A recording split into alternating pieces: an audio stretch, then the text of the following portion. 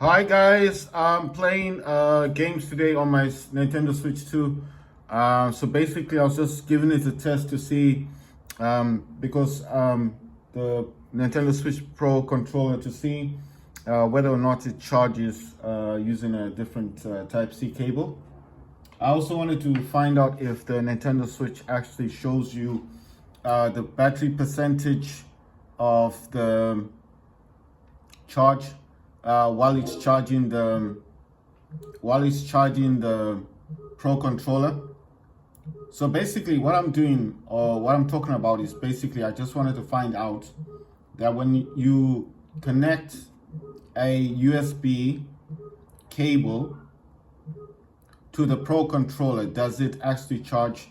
And if it's charging, does it actually show the percentage of charge on the Switch 2 console? Right, so as you can see, my Pro controller is actually connected. It is showing the charge. I know it's a bit dim at the moment, but I will show it to you now. It's just I'm just sorting something out, then I'll talk about this. So I was pleasantly surprised that not only does it show that it's actually charging, it will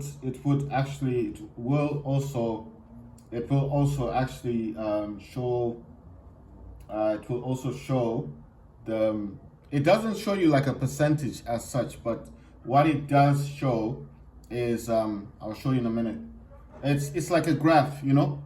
So let's say the graph is here, and it's green. When you connect it to the cable, it starts to build up until it's 100%. If you understand what I mean. So let's say it's a box. I'm holding like a box, right? It's an example, and it's halfway here, right?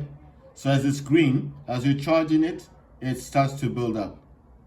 It doesn't actually show it there, but I will show you. I wish I'd made a video before. It's just that I was actually testing it to see if it does show that it's actually charging. As I said that I recently got a Pro controller, so I'm just seeing what the features are like. So when this is actually charging, if I can just change the camera angle for just a second, and then I'll show you guys definitely that I am having the controller and it is actually charging. So if you see it there, there's a little light thing, that's the orange light, shows it's charging. Those are 4 indicators. So this is controller 1. That little button is the one you press when you want to connect to the Switch 2, right? So I'm just showing you that it's actually charging. Okay, so that's a Pro controller, right? So I've shown you that. And when we go into you need to go into your system settings. It's actually showing a full charge right now. So for example, go to your system settings, scroll all the way down until you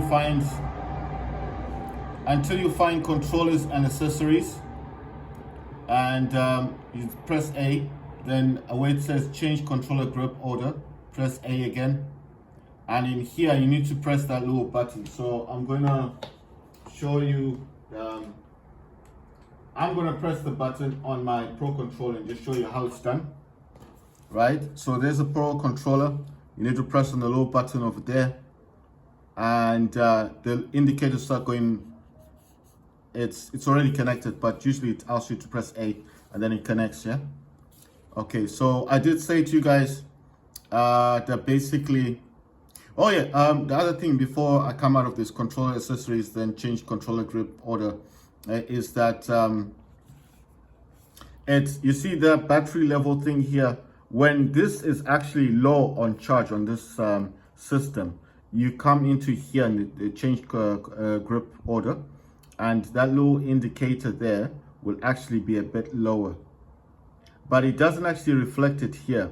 It reflects it when you do connect the cable, and then when it's green, because that changes green and it shows that it's charging, you can actually tell that it's not a full charge on your Pro controller. So that's a tip for you guys. So if you're wondering how do you tell when the battery is down, you have to come into here in the accessories and thing, and then basically once you've connected your controller, just put a Type C cable. Like I told you, you can use a phone cable. It's not that You don't need an expensive cable. Any cable that's type C, just stick it in here, put it in your like a phone adapter, and that little thing here, this is actually an indicator to go orange, and then over here it changes from the black to green to show that it's charging.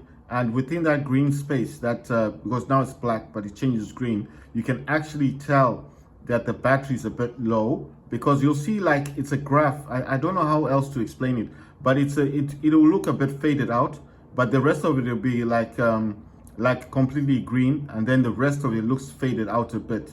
That's how you know that this needs charge.